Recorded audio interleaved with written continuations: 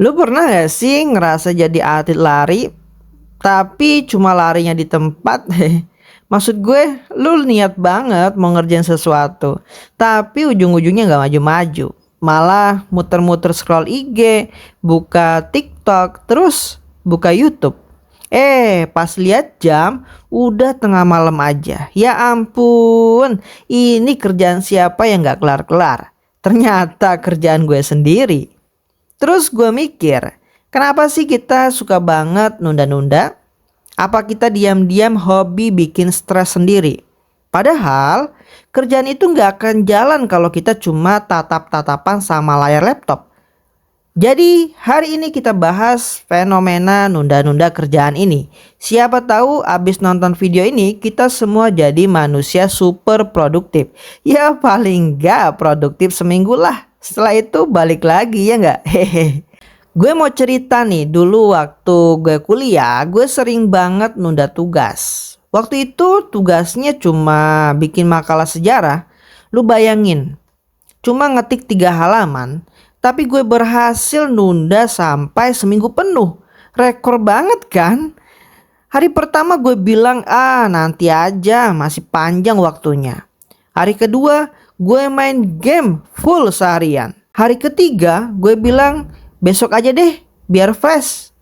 Hari keempat sampai hari keenam gue lupa kalau ada tugas. Dan hari terakhir gue begadang kayak orang maraton. Lu tau gak hasilnya gimana? Makalah gue typo semua. Kata proklamasi gue tulis jadi proklamasiati. Gue sendiri gak tahu itu apa. Tapi dosennya ketawa pas baca. Jadi ya mungkin ada hikmahnya. Tapi ternyata kebiasaan ini gak cuma waktu kuliah. Pas udah kerja, gue pernah punya proyek yang sebenarnya bisa kelar dalam 3 hari.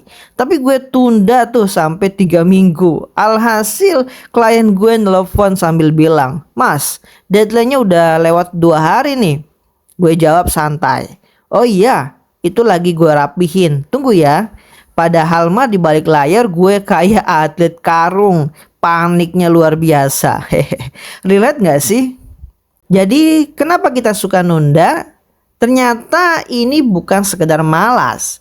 Ada yang namanya procrastination, atau bahasa gampangnya seni menunda dengan gaya. Gaul dikit kan? Nah, ini tuh masalah psikologi di mana otak kita lebih suka nyari hal yang bikin nyaman sekarang daripada ngerjain tugas yang kelihatannya berat. Misalnya, lu buka laptop buat kerja, tapi tiba-tiba ada notifikasi TikTok. Otak lu langsung bilang, sebentar aja deh lihat videonya. Dan tahu-tahu dari lihat satu video jadi maraton drama Korea di TikTok. Kok bisa? Karena otak kita tuh cinta banget sama hiburan instan. Terus ada juga istilah fear of failure. Jadi kita suka nunda karena takut hasilnya nggak sesuai dengan ekspektasi. Padahal kalau lu terus nunda, hasilnya malah makin parah. Logikanya kayak gini. Kalau lu takut berenang dan gak pernah nyoba, kapan mau jago? Ya akhirnya cuma bisa gaya batu aja. Dan lucunya lagi, kadang kita nunda-nunda karena terlalu pede.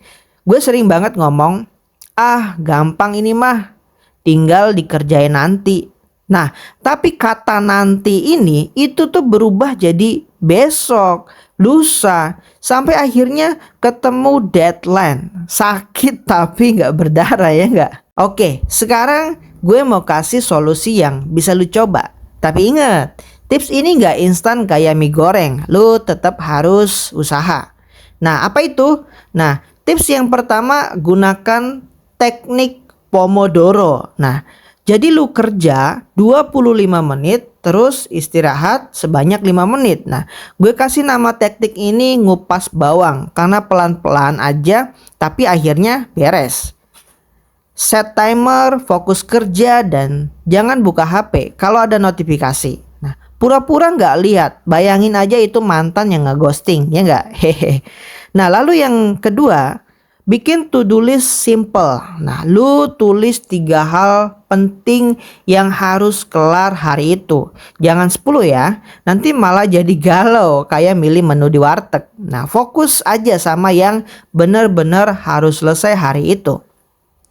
Lalu selanjutnya cari reward setelah selesai. Contohnya, kalau lu kelar kerjaan, lu boleh makan coklat atau nonton episode drama favorit. Gue pribadi sih suka janjiin diri sendiri buat beli bubble tea. Tapi jangan tiap kerjaan selesai beli bubble tea ya. Nanti dompet lu yang nangis. Nah, lalu yang terakhir, ingat dengan tujuan lu. Kalau lu tahu kenapa lu ngerjain tugas itu, lu bakal lebih semangat. Misalnya, lu ngerjain laporan buat dapat promosi. Nah, bayangin diri lu jadi bos, duduk di kursi empuk sambil minum kopi mahal. Motivasi banget kan? Jadi, kenapa kita sering nunda-nunda? Karena kita manusia, bukan nabi boy, ya nggak? Tapi kabar baiknya, kita bisa pelan-pelan berubah. Nggak perlu langsung sempurna, yang penting ada progres. Kalau gue aja bisa keluar dari kebiasaan buruk ini, walaupun belum sepenuhnya, gue yakin lu juga bisa. Dan ingat, hidup ini terlalu singkat buat ditunda-tunda. Jangan sampai kita baru nyadar pentingnya waktu pas udah gak ada waktu lagi. Jadi mulailah dari hal yang kecil.